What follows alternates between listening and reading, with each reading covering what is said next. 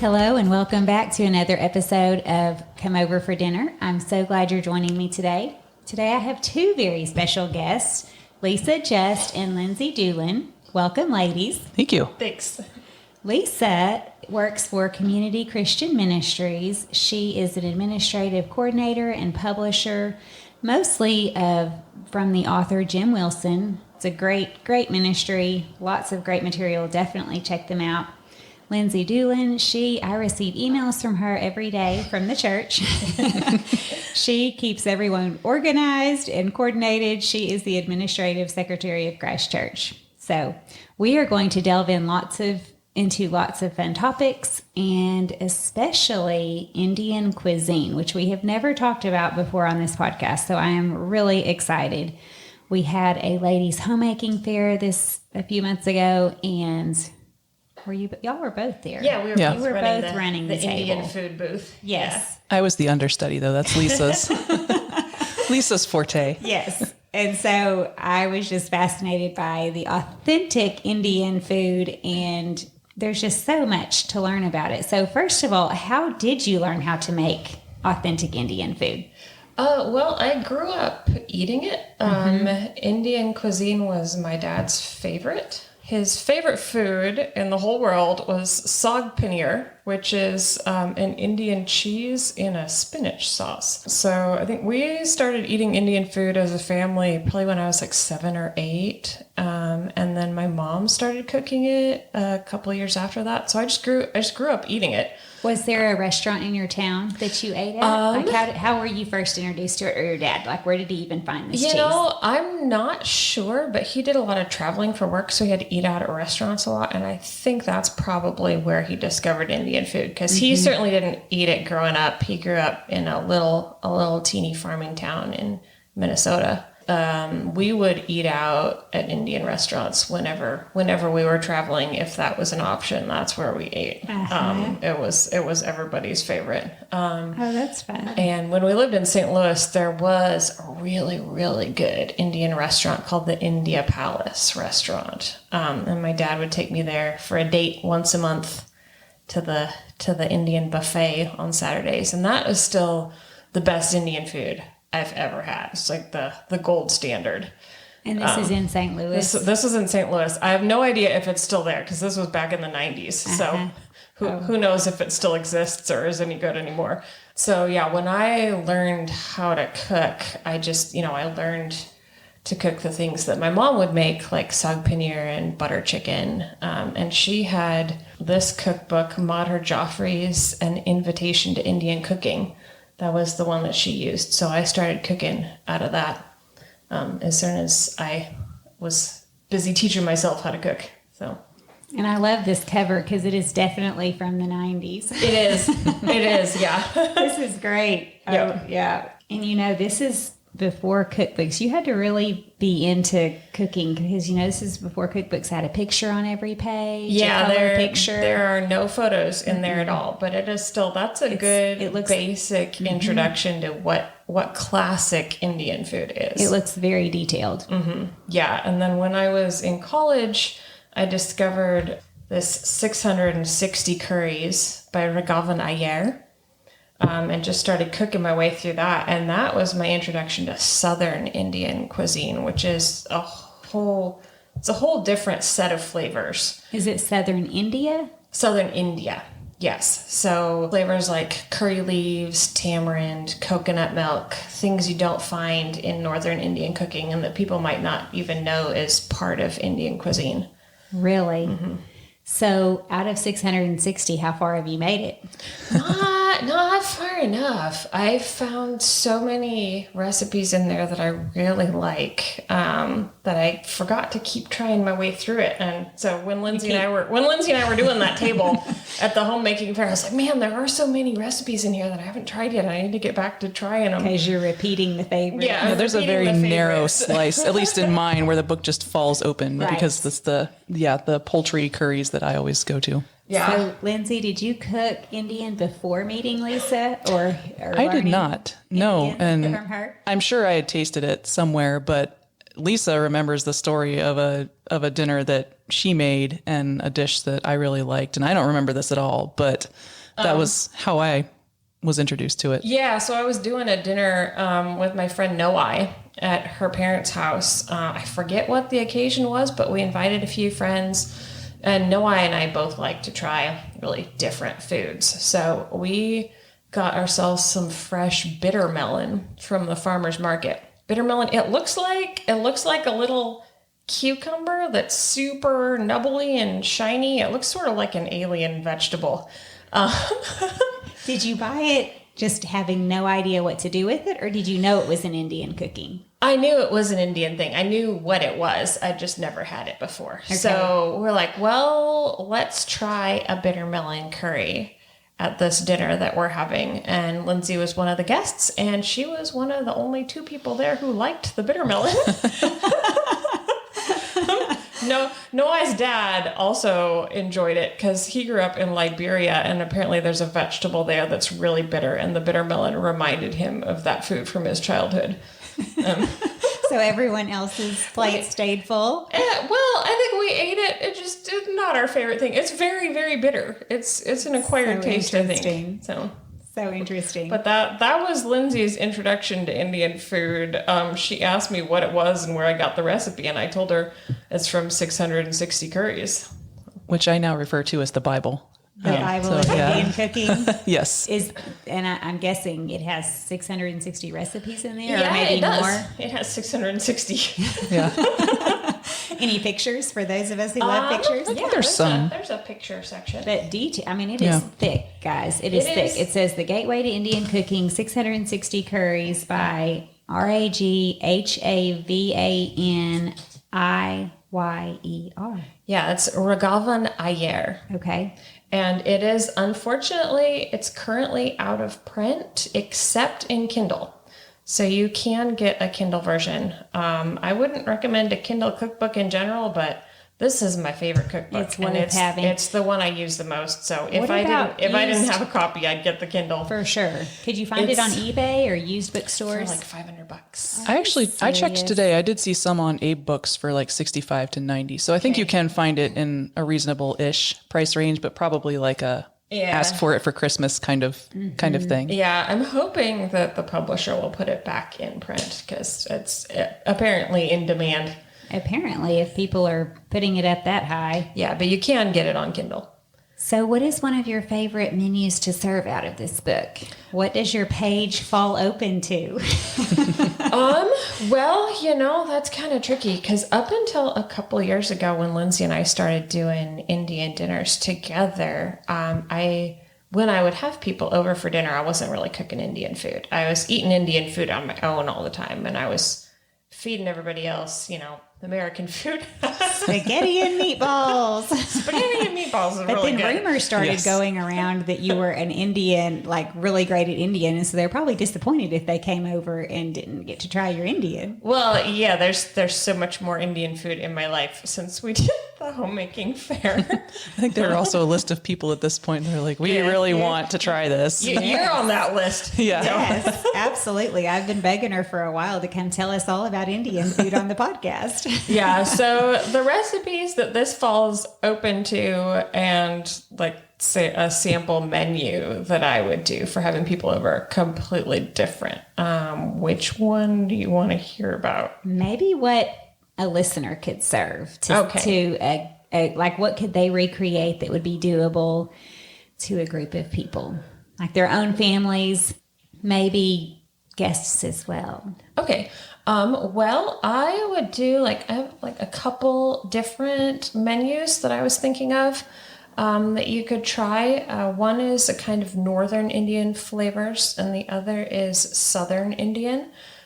So for the Northern Indian flavors, there's a lamb curry in here. I'm not going to try to pronounce the Hindi name of it, but it's in 660 curries. And I'll give you all these recipes. Okay.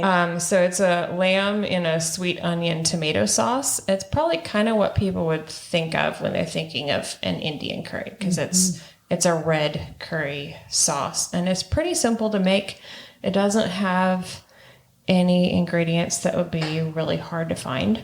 And then I would do saag, which is just the Hindi word for greens. And the recipe I've got is collard greens or spinach with onions and sultanas. And it's also pretty basic, and it goes really well with the lamb. Real quick, what is sultanas? Those are golden raisins. Okay. Yeah. And then perfumed rice, which is a basic basmati rice, but done the Indian way. So you soak the rice to help the grains stay separate and fluffy. And then you put some spices in with the rice while they're cooking. And this one has bay leaves and cardamom pods in it. And it just perfumes the rice, gives it a nice little flavor. Both the lamb and the rice have whole spices in them, which is a very normal thing for Indian cooking. But if you're serving it to people who aren't used to that, you're going to have to tell them, hey, you will find whole cardamom pods in your lamb curry. Interesting experience. Just look out for those, because if you bite into one, you're going to be like, what have I just eaten? So in Indian culture, do they just eat it, or do they No. it? You just pick it out. You just put it on the side of your plate. Okay. So the rice will have those in it too, and the bay leaves. You just put them on the side of your plate as you come across them in your food. It's no big deal. Otherwise, it's like biting a Hall's cough drop with the menthol in it. With the cardamom, you just get a big It's not that bad. menthol hit. I think it's surprising. It's surprising. It's like, oh, my sinuses are now open. The rice that my mom would make most often when we were doing Indian food growing up also has whole cloves, cinnamon sticks, and whole peppercorns in it. And that's really good too. And you can just add some of those to this recipe when you add the bay leaves and the cardamom pods. I didn't put that in because, that's just more teeny spices for people to watch out for if they're not used to whole peppercorns hiding in their food. And that might be a little tricky. Right. So, and then with that, we recommend mango lassi, which is... This is a dessert. The dessert no, course? No, it's a drink. It is... that's right. I've heard of this before. Yeah, it's a mango and yogurt, basically, sweetened and thinned out a little. You just make it in a blender right before you serve it. It's kind of... like a mango milkshake or a mango slushy or... Yeah, mango milkshake. There's ice in it, but it's just a creamy, mango milkshake. That's probably pretty close. You serve this with the dinner, or would it be before dinner? You serve this with the dinner, just with the dinner. A lot of Indian restaurants will have mango lassi on their menu because it's really popular. It's really good. I would serve it with any Indian dinner. Sometimes I have to serve it with any Indian dinner because people expect it, and they... People who will remain unnamed. They speak to me about it if they show up and there's no mango lassi. But the yogurt is nice to have with that too, because it cools it cools your mouth if you're having a spicy curry. It does. The dairy in Indian food is really good at cooling. So a lot of Indian recipes actually have yogurt in them, or a little bit of cream, and that helps to tame the chilies. The spice. Yeah, and things don't have to be hot. If you don't want them hot, you just put in less hot chili. If you want them really hot, put in more. So. Lisa puts in more. It depends on who I'm serving. If I'm making a curry for my brother, I put in unbelievable amounts of hot Indian chili. He can handle whatever you throw at him. Pretty much. If he doesn't add extra pepper to it when he's eating it, I know I've achieved. You've made your goal. Yeah. And then as a dessert for the North Indian dinner, I would do kheer, which is a rice pudding that is flavored with rose water and cardamom. And it is my favorite food in the whole world. Sounds delicious. It is good. It is not rice pudding like you'd think. It's not the gloppy stuff, and there's no raisins.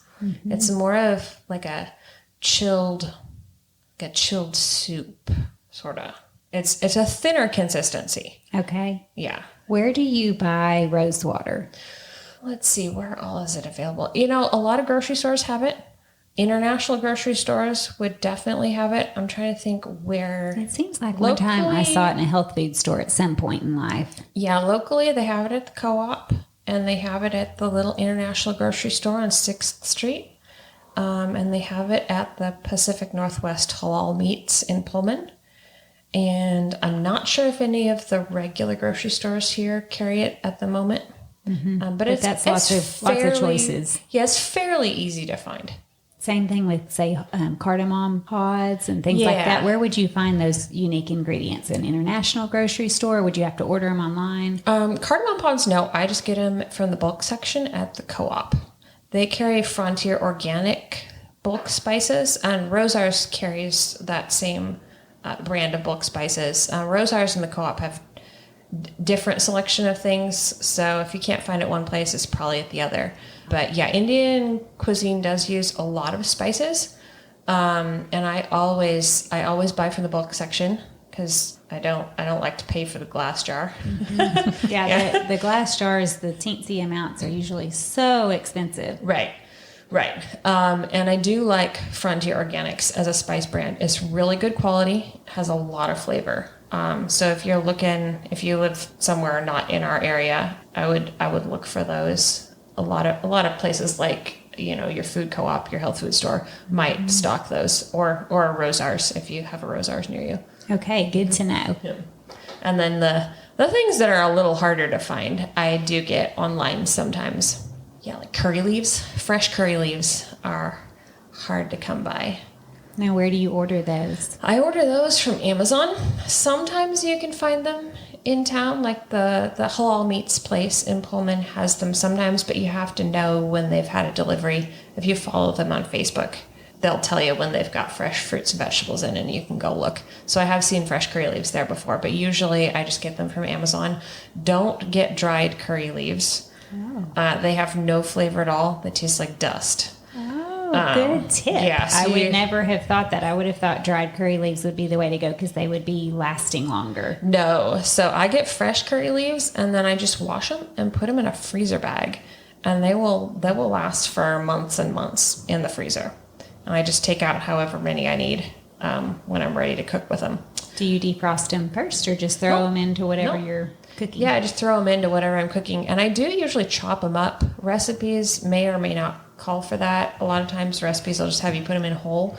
I find they're a little hard to chew when they're whole because they're super thin and your teeth can't get a grip on them. So I just chop them up. I love the flavor, and it just adds more flavor when they're all chopped up with the other herbs. So. Okay, well, that's a good tip as well in case your recipe calls for it. Yeah, and if you're going that route, don't order them now. Yeah. They'll die in the mail on the way in the summer. So you have to order them in the winter time. Yeah, here in Idaho, I order them like October to April when it's going to be fairly cool. And if it is October or April, I do watch for them in the mail and take them out of the mailbox right away and open them up so they're not steaming themselves. Mm-hmm. So I stock up before summer comes. That makes sense. Yeah, I did actually. I was a little low on curry leaves, and my main supplier had been out of them. So I ordered some curry leaves this week, and they came this morning, and about a third of them didn't make it, but I expected that. So, yes. And you were a little desperate. You needed some, so it was worth. Oh, I don't want to run out. I don't want to run out. Like I know. I don't know how many of these are gonna die, but I know some of these are gonna die, even if I get them out of the mailbox right away. Yes. So. I think I have gotten them from Halal Meats before too. Yeah, they have them sometimes. Yeah, and that's a fun store to wander just for seeing what's there. There's a good selection. What is it besides meats? There's not actually a lot of meat there. They have a couple of refrigerators. They're little. There's the goat freezer and there's the chicken scary freezer. Contents. Okay, tell me, what does halal mean? Is it an Indian grocery store? No, I think that's an Islam.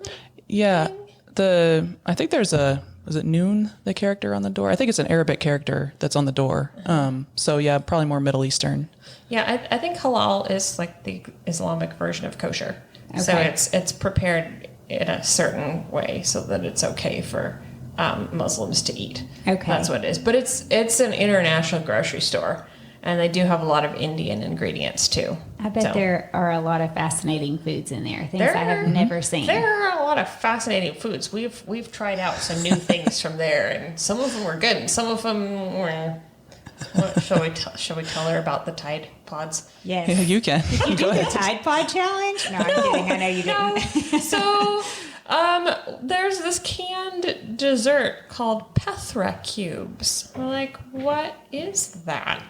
So we got a can. We're like, we'll try it. Okay, pods in a can. And I looked it up, and it's like some sort of white pumpkin gourd thing. It's a vegetable, and it's cubed in this sugar syrup. Like, okay, we can try this. So we open it up, and it was shortly after I'd had COVID, and my sense of smell had come back a little wrong.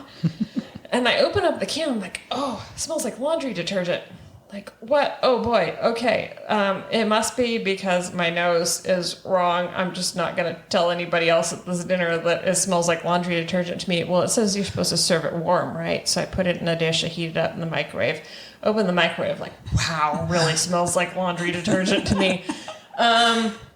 People start tasting it, and they're like, smells like laundry detergent. Tastes kind of like laundry detergent. What is this? It wasn't just my nose. Or it was everyone's nose. It was during COVID, maybe. Well, I don't know. Everyone's nose, everyone's taste buds. So they were little like 1-inch square cubes of the gourd. I thought it was going to be like some confection or something made out of this gourd, but no, it was like you could tell it had all the fibers. It looked like laundry soap in syrup they or were something. kind of like a clearish, sort of a white, translucent white color, and it got in the syrup, and I just wonder if they mislabeled the can. No, they didn't mislabel the can. It was actually a food, but we just tasted like laundry we just detergent. nicknamed them like Tide Pod cubes.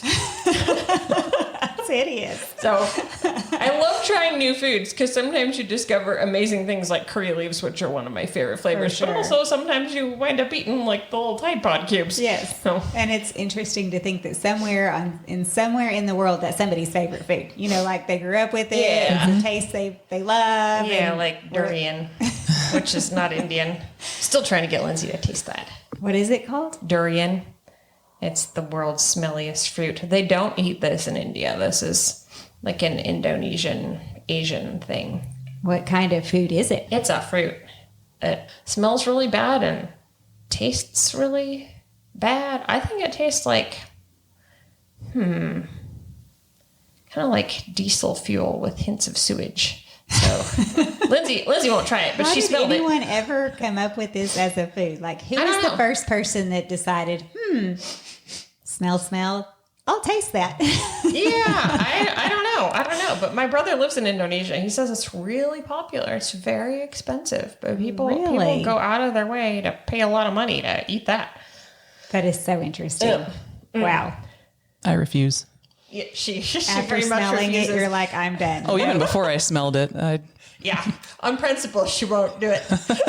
It's so interesting that they think it's like a gourmet type food, that they'll pay a lot of money for it in Indonesia. Yeah, they say it's an acquired taste, and that each time you have it, it tastes a little less bad. So I've had it twice now, so I probably should stop.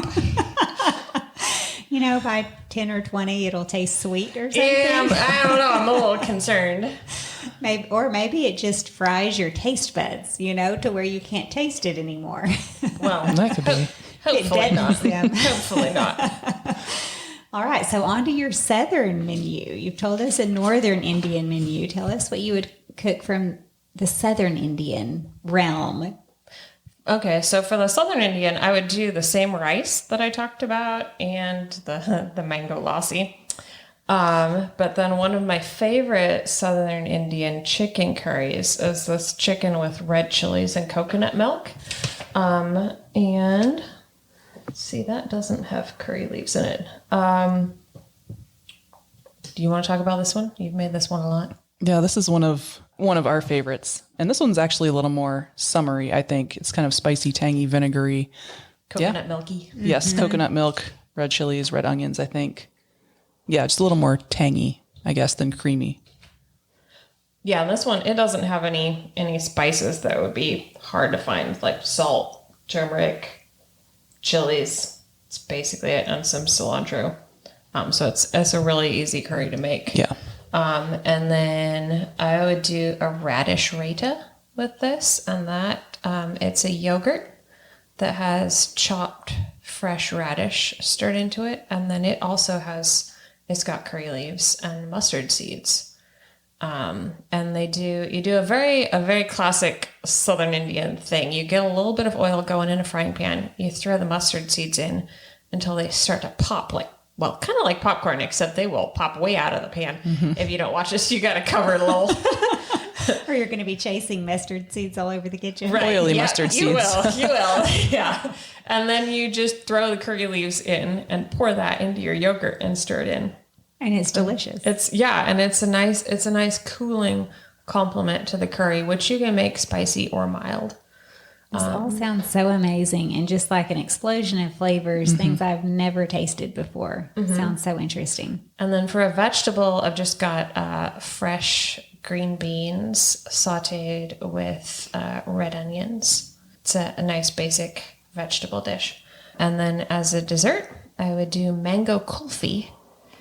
Kulfi is Indian ice cream. You want to talk about mango kulfi? I cried the first time I tried that. Literal tears came into your eyes. Lindsey doesn't cry. So. No. Was this the heat or because it was so No, it amazing? was so good. It caught me off guard, and I love ice cream. Who doesn't? Right. But it's made with half and half, I think, or heavy cream. And so it's just a much thicker, creamier consistency. So it's like ice cream, but stepped up several notches and with mango, which is unusual. So it's just a sweet, pleasant flavor, but it's really good. I brought some of that for you. So we'll be trying that. We need to pause later. immediately. Who knows if I'll be back? It's going to take a lot of determination to finish now. So the mango kulfi is made similar to how a lot of Indian desserts go, which is you start with dairy and you cook it for a long time until it reduces and thickens. The kheer, the rice pudding that I mentioned earlier, is made in a similar way. You take rice that you've just boiled for like 5 minutes, so it's partway cooked, and you bring a whole bunch of whole milk to a boil, add the rice, and then you just simmer it for like 45 minutes to an hour until it thickens up a little. So to make the kulfi, you do a similar thing. You take heavy cream and a little bit of half and half, I think, might be milk. Need to look at the recipe. And you just cook that, and you cook it, and you cook it, and you cook it for an hour and a half or so, and you stir it occasionally so it doesn't stick to the bottom. And eventually it goes from being a liquid to looking like a pudding. Okay. It's like you're making vanilla pudding, except it is just cream and more cream. And then you put in canned mango and some sugar, cook it for a few more minutes until the sugar dissolves, and that is your base. And you just put it in little cups and freeze it. And the canned mango you can find at the grocery store? Grocery store? The canned mango you might need to go to an international grocery store to find. Yeah, if you're in a big city and you have a really good grocery store, they might have it. But around here, you got to go to the Taj grocery or the Halal Meats place in Pullman to find the canned mango. And the Taj only has it sometimes. Well, that's a great dessert to have on your menu because you can make that ahead and it's not a part of your the prep on the day of inviting people over. Yeah. Let's see. Yeah, the lamb curry and the sog can both be made a day ahead as well. Those are fine, just reheated. What about your other dessert? Was it something that you need to make the day of? The kheer, I would make that the day before. Because, once it's cooked, you want to put it in the fridge and let it chill very thoroughly before you serve it. So you should make that the day before. That actually is helpful because then, because there's always things to do the day of if you're inviting guests over. So having some things that actually need to be made ahead of time forces you to have half your menu done. Right. So that North Indian menu, you can make almost everything the day before. I would just make the rice and the mango lassi right before you're ready to serve dinner. Built-in time saver for Indian food. There's a lot of things you can make early. Yep. So last week, Lindsey and I did a really, really big Indian feast, and I did make most things ahead of time, actually. Yeah, I can't remember if I made that raita that morning or the day before. Yeah, I think I made it that morning. Yeah, the raita you can make in the morning and serve it in the evening. It'll keep all day. It won't go sad. Won't go sad. Do you put it in the refrigerator? Oh yeah. You put it in the fridge. Put it in the fridge and then pull it back out. Yep. Okay, I'm going to have to publish all of these recipes so that we can recreate them. Yep. Look on comeoverfordinner.com. There's a recipes page. It will have her name, well, both of their names, Lisa and Lindsey, along with their recipes so that we can try this at home. This is going to be a really fun thing to do this summer. What about prepping? Do you have, I know you've mentioned lots of grocery stores, so thinking ahead of time through your list of ingredients is key for creating an Indian menu, sounds like. Do you have any other prep tips that either one of you would suggest? I think it depends on the recipe. A lot of these, the actual curries call for things like garlic paste or ginger paste or a masala, which is like a spice seasoning blend.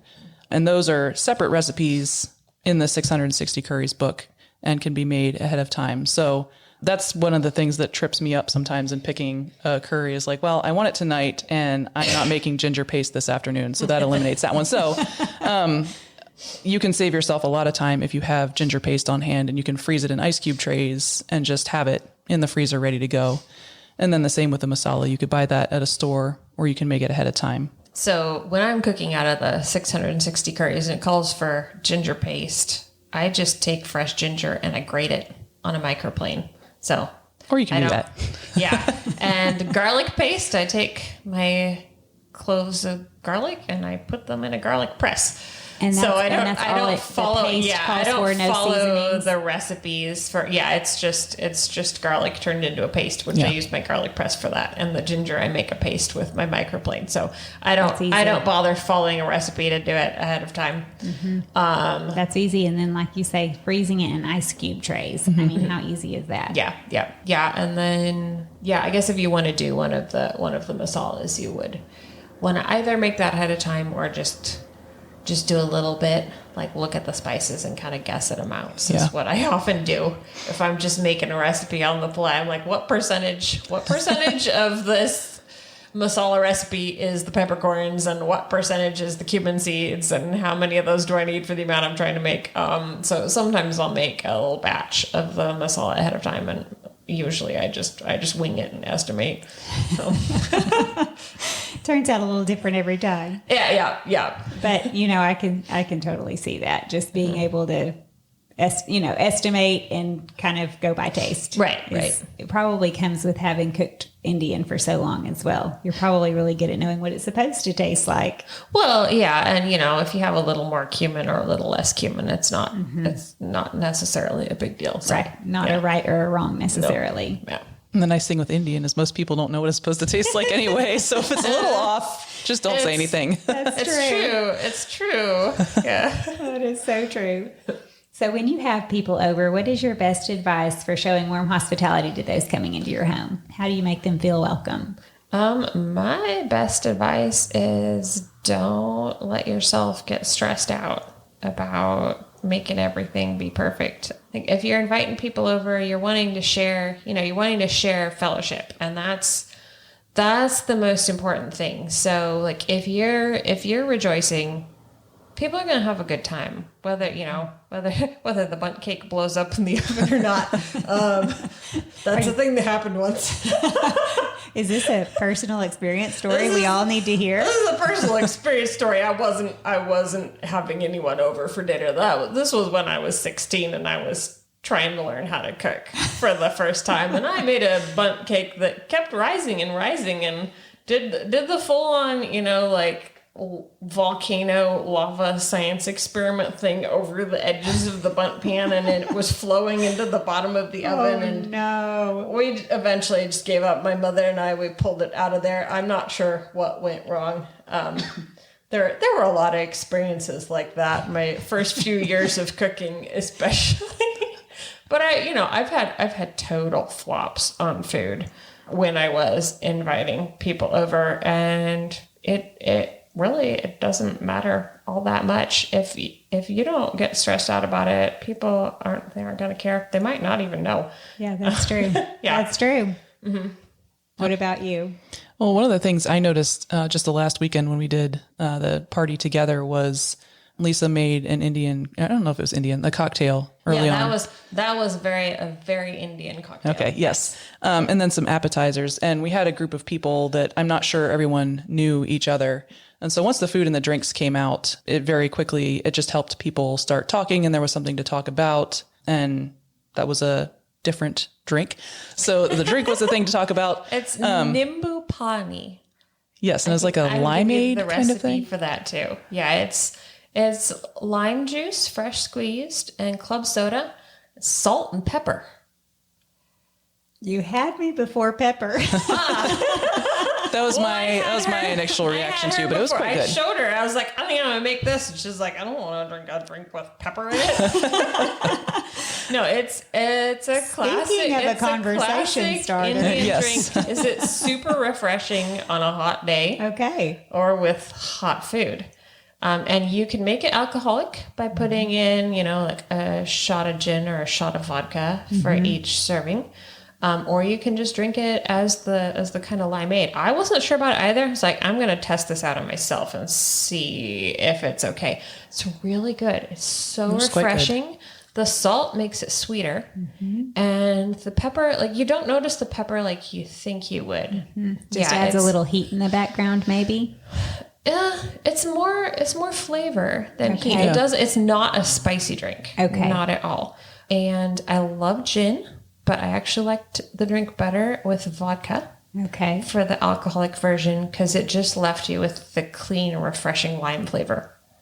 It was very good. Okay, we have to post this recipe as well. This is worth trying. Yeah. But the takeaway from that was that if you have something ready to go, it doesn't have to be the main course, but just something ready to go. It just helps people to get started, have something to talk about, and bring them together over something. Yeah. Yes, great tips. And that was a good one to have because, we basically handed people cocktails as soon as they came in, and then we had an appetizer right after that. And that helps because it actually took me way longer to get the main course on the table than I thought. We sat down 45 minutes later than I planned. But I don't think anybody was starving because we just stuffed them kept full of shuttling out appetizers. Yes. Well, they probably thought that was part of the whole feast, they would never know that you were behind schedule. Right. If they're I getting didn't tell drinks them. and appetizers. It's like this long It felt more like progression. several courses. Yeah. Yeah, that's really fun. So what is your must-have kitchen item? That is a toss-up between my chef's knife and my food processor. Because you use both of these a lot, I guess, in your Indian curries. So I recommend having a good quality chef's knife and keeping it sharp. That was revolutionary for me as a teenager, teaching myself how to cook. I saved up. I got myself the Wusthof Classic knife block set. It was $400 at the time. Back in the day. Now it's probably... Back in the day, it's probably $600 or $700 now for the same With set inflation, of we're going to look it up and wish we could pay $400. Yeah, but I worked in the summer. I made $5 an hour, and so to spend $400 on something was an enormous expense. But a treasure. I mean, something you're still using today. Oh yeah, I bought it, and I was like, man, why have I been just drooling over this at Williams Sonoma for years, and I didn't buy it till now? It made such a difference in all my cooking to have sharp knives, and I have a good knife sharpener. Do you have one you'd recommend, a certain brand? Yeah, it's a Trizor diamond knife sharpener. Is it electric It's electric. It's America's Test Kitchen's top recommend. I'm not usually a sucker for infomercials, but I ran into their advertisement for this, and I was like, I'm convinced I'm going to save up. It's expensive. It was like $150. Well, they tested everyone out there. So a large majority. So I guess it'd be a pretty safe bet that whatever they recommended is probably pretty good. Yeah. So I had to wait until Christmas, and I collected all my Christmas money, and I bought that. It will re-angle your knives to a 15 degree instead of a 20 degree angle on your blade. So it will turn any knife into like a Japanese edge on, because they usually have a 15 degree angle on their edge. So it makes them really sharp. Like when I resharpen my chef's knife, I can just hold up a sheet of paper and saber right through it. This is why she wanted it, guys. It's fun.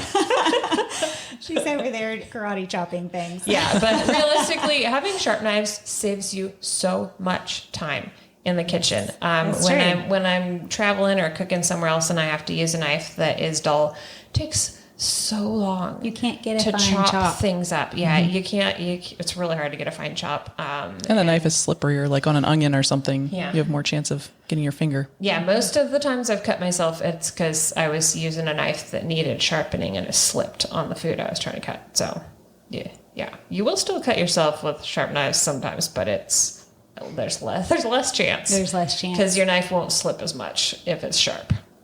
Okay, so you said sharp knife, sharpener, and what was the other thing? Food processor. Food processor. I use my food processor most days, some days for 2 or 3 different things. I don't know how to live without a food processor. Which one do you like to use? Mine's a Cuisine. So a lot of recipes will call for you to put things in a blender, but they're things that aren't liquid. And a blender won't do a great job of that. A food processor can turn stuff into a paste or a really fine chop really fast. So I have a blender. I use it mostly for making mango lassi and not much else. The food processor gets used all the time. What about you, Lindsay? Do you have a favorite kitchen item, a must recommend? For Indian, probably a food processor or blender. I don't have a food processor. I just use a blender.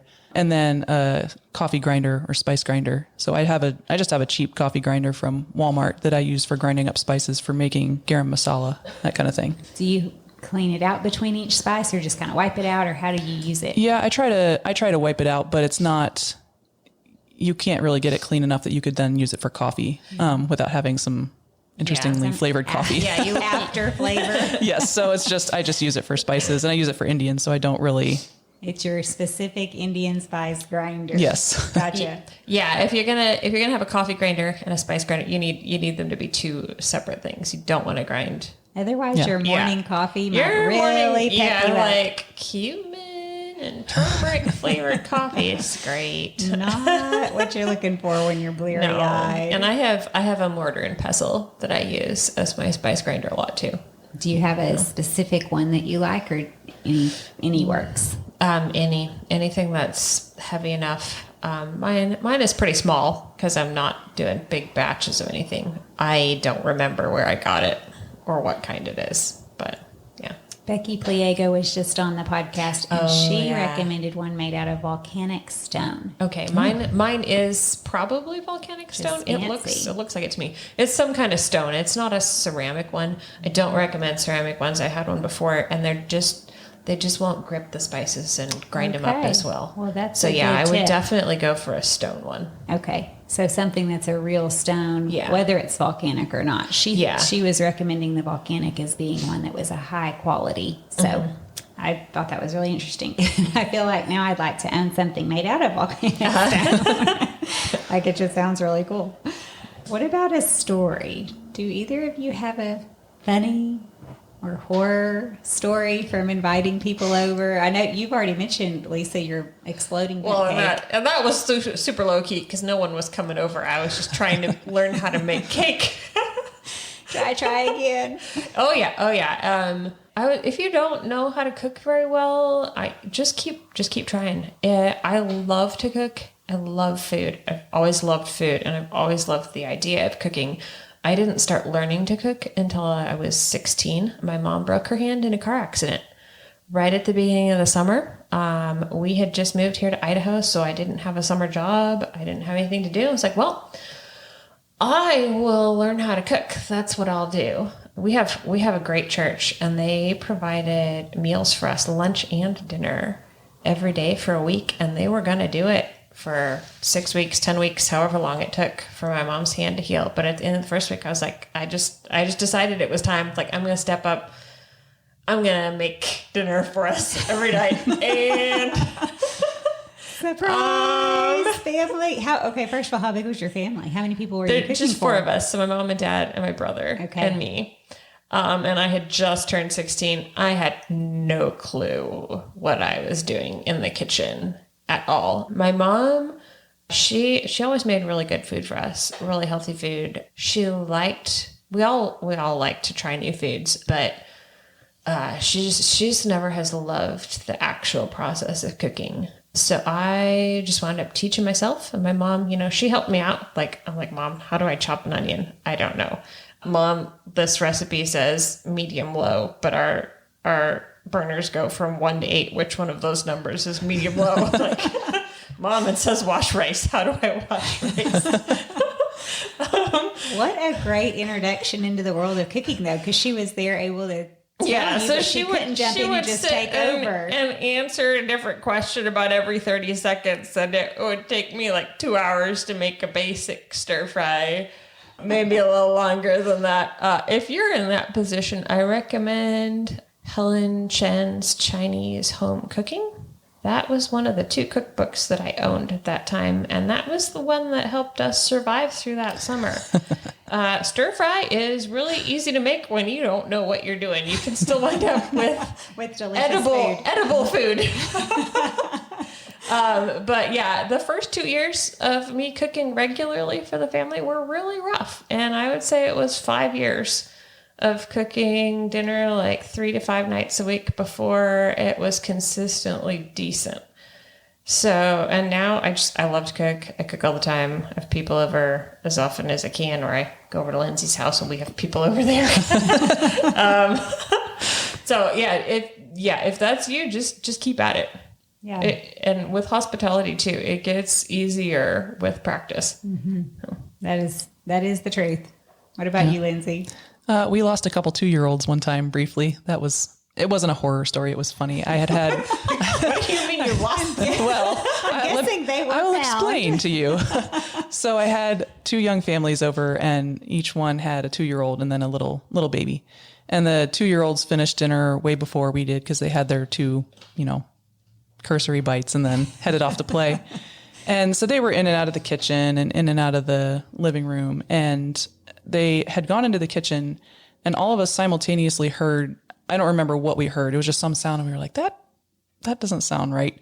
So we all got up quickly and went into the kitchen, and there was no one in sight. And they could have gone upstairs into the bathroom or out the back door. And I knew that they hadn't done any of those things. I just knew. And I was like, they're in this kitchen, but there was nowhere for them to be in the kitchen. And we were just standing there like, where did they go? And it was silent. You couldn't hear anything.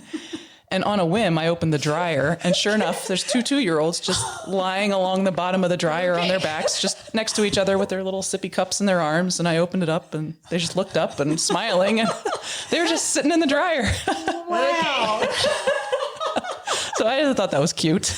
Meanwhile, the parents' hearts had to stop Yes. beating so fast. Yeah, I'm sure it was only about 20 seconds, but they're like, where did they go? There's nowhere for them to have gone. They were in the dryer. Leave it to 2-year-olds. That's Yes. great. But for you to just kind of sit there and play detective and figure it all out in your mind and just go open the dryer, that's pretty fascinating as well. Because it sounds like they hid pretty well. They did. The door to be shut and everything. It was set to. It wasn't shut, so it just kind of falls. It falls true. closed It has by that little itself. magnetic Yeah. holder. Yeah, that's pretty great. Well, thank y'all so much for coming here today and telling us all about Indian food. It is just fascinating, and nothing like it is on the podcast website. So this is your chance, gals and guys. Head over there for some recipes and do some experimenting this summer. All right. Thank you so much. Thanks Thank for you. having us. Until next time, bye for now.